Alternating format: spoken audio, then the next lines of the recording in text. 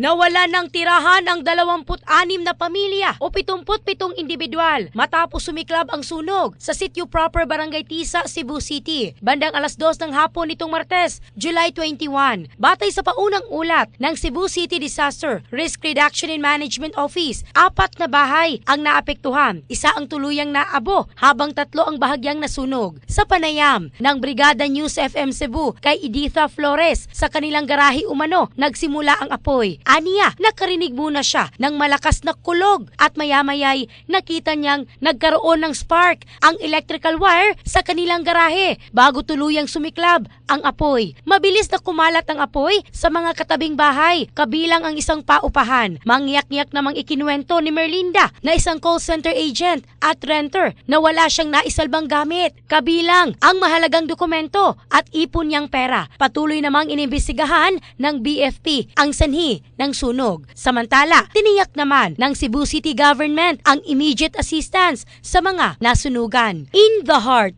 of changing lives, ako si Michelle Craste ng Brigada News Philippines, the Music and News Authority.